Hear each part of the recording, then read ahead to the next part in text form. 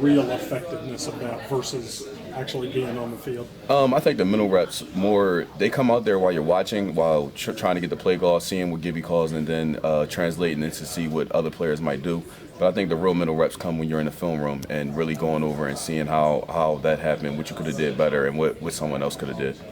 Can you compare where you are, your comfort level right now versus when you got tossed out on the field against Baylor a couple of years ago?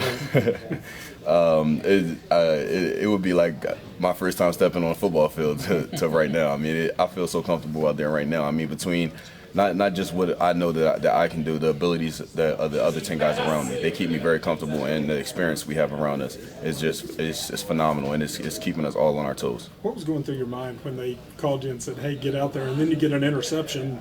Like, what was it, I think second drive you were out there? Yeah, it was great. I mean, Coach Patterson, who's no longer here, but he was a great guy, and I mean, he always told me he had a lot of faith in me. So when he turned around and called my name, I mean, I was surprised, but not so much. I mean, I was ready to go.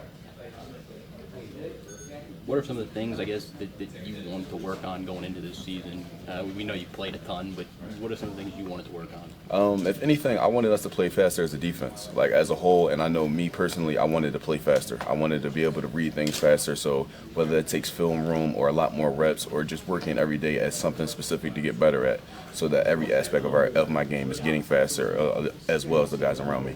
Do you think playing faster comes with another year in the system naturally? Yes, definitely. Just being around, knowing what we have to do, just knowing that nothing has changed that much, knowing that we're doing the same old things over and over, and it's just repetitious.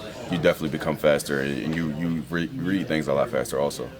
What are you seeing out of some of those young guys in your position group, Tyreek and the Adams guy? Oh, I love those two kids. I mean, they have different learning styles. I mean, Adams, he's more of a mental guy where he catches on to things quicker, while Tyreek, he can do it on the field faster. So I mean, I love both of them. They both have great potential. I mean, I feel like they're both. I tell them they're steps ahead of where I was when I first came in. So I mean, they just need to keep working, and they're going to be something great. Coach Gibson has sort of harped on tackling and that being an issue. How much did you guys drill that in the spring, and then how much do you plan to kind of go fully to the deck in the fall? Well, in the spring, I know that they did a lot of like physicality things, just because they wanted to work on it, and that was a lot of things where we knew our yards after first contact came in last year, because we had a lot of missed tackles. So, I mean, from spring to now, I think we're about to take it to another level, especially because we're putting the pants on today. And we've been doing board drills and a lot of other things, so it should definitely pick up. Is there still an excitement for the first day of pads? Wouldn't say so much. I mean, it's not really a difference to us older guys anymore, because, I mean, we treat the shoulder pads just like we have pants on. I mean, most of us don't wear pants anyway, so it doesn't really matter. Something Terrell was talking about earlier, he said the versatility of the wide receiver group, that really helps you guys to prep for different styles. And last year you dealt with somebody like Kevin in practice. Does that versatility really prepare you for the Big 12? Yes, I think it definitely does, because I mean we have size guys, we also have speed guys, and we have guys that just are just fundamentally sound. So I mean, with that, it prepares you for everything that you might face in the Big 12.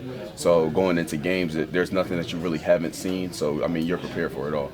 He said Squirt's been making a little bit of havoc. He's been causing some trouble for guys. Have you seen that? Yeah, Squirt's. I mean, he's a great player though. I mean, he's a senior this year. I mean, he's always been a leader of the team, and I mean, you can learn a lot from him, especially because he's a very smart guy. He can pick our coverages apart. While we try to switch it up, he can switch it up. Dana said that matchup between Terrell and Shelton, it's really something to look at in practice, and it helps Shelton because Terrell coaches him up a little bit. Are there any matchups that you really look forward to, guys you want to see go head-to-head? Me and DeKill go against it all the time. I mean, and that's just one thing. Like, I mean, we could go back and forth, and I tell him, hey, switch this up, because it's becoming a little easy for me. And vice versa, he'll tell me the same thing. If I'm doing the same thing repetitively and he's beating me, he'll tell me, switch it up. So, like, make me work. So I mean, at the end of the day, we want to challenge each other, no matter who we're going up against, whether it's a top guy or it's a young guy. We want to make them all work. Thanks, man.